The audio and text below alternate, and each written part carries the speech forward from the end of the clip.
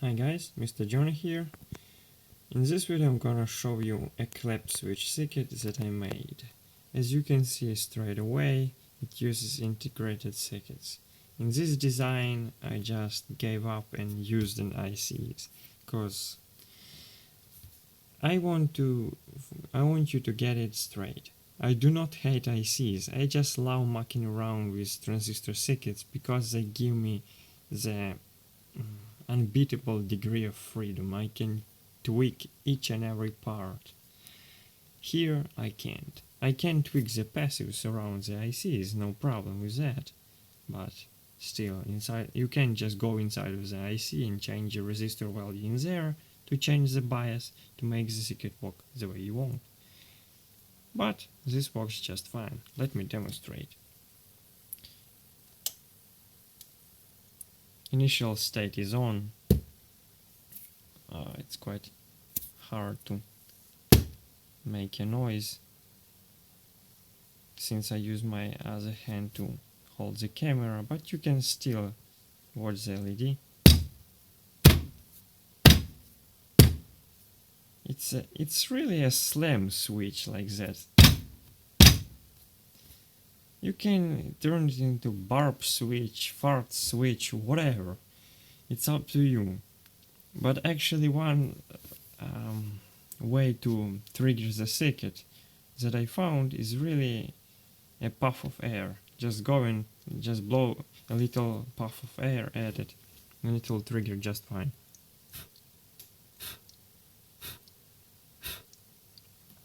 Unlike the clap switch that you go inside of the room, right? And it's past midnight, like right now 1 AM, and in order to trigger the circuit you have to make a loud clap and that will wake up your roommates. Not a good idea. This though, you go into the room and just a little puff of air and you control the circuit without any wires or stuff like that. No physical contact, just easy. It's as easy as putting the candle out. Another feature though is you can't light a candle by blowing at it, but here you can. And of course you can just distinguish the fire, if you will, with another puff. Works really well. I love it. Stupid flies annoy me all the way. And here's the schematic for it. It uses an LM358 and it uses an NAND gates, really used as an inverters. So if you have an inverter chip and with a Schmidt trigger action on it, it has to be a CMOS. You can't use TTL here. It has to have a high impedance, otherwise it won't work. A little side note actually.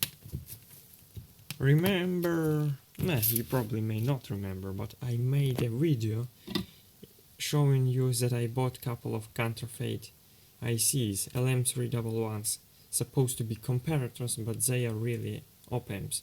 And one viewer suggested that it may be just a current flowing through a junction of a transistor. Well, it certainly can be, but trust me, it's not a comparator. To prove it to you, look at the part number of this device. Doesn't it look familiar to you? It's the same IC that I used in that video. As you can see, it's wired as an LM358, and as you just saw, it works like charm. So, it's not a comparator. I used one of the op-amps there as a comparator, as you will see here. Here you can see basically one IC LM358, another one OR2904, another one, this logic chip is a CD4093, but you can use pretty much any CMOS inverter chip with a Schmidt trigger action on each input. Does it have to be a Schmidt trigger action? I don't know. All diodes are 1N4148. And you may wonder what the heck is this contraption for. Well, it turns out that in order to trigger the circuit on, you need to basically put logical 1 here. Short pulse will do, the scene will latch. But in order to, and then this should be pulled down low. But to trigger it off, you need a longer high pulse to trigger it off.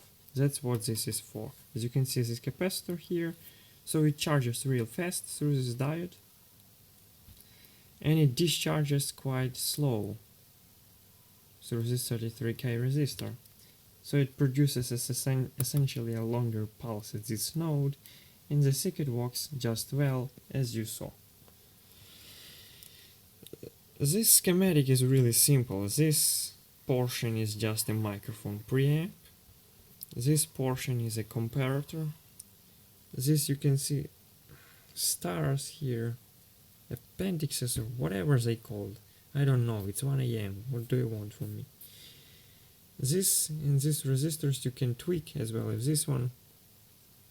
By tweaking this resistor, you will change the voltage here, and that's your trigger level. It essentially determines the sensitivity. If you for high sensitivity, decrease the voltage here for a small amount. For lower sensitivity, increase it here. Thus, increase this resistor. It will increase the voltage here. And this stuff I actually again stole. Well, I just used the circuit from Token Electronics, which looks like this. Well, that's a chunk of the circuit. I will put an annotation somewhere here with a link to the original circuit, a picture of the original circuit, because there is quite a few on that page. That was a touch switch, but I was interested in this portion which should be triggerable by one line and should be triggered on and off with one transition. For example, Z1 and goes 0, the circuit is on. 1 then goes 0, the circuit is off. That's the beauty of it, because I can use it for this. And I did, and as you saw, it works just fine. Again, if you have any questions, suggestions, constructive criticism or so, just leave them in the comments. Thanks for watching, see ya.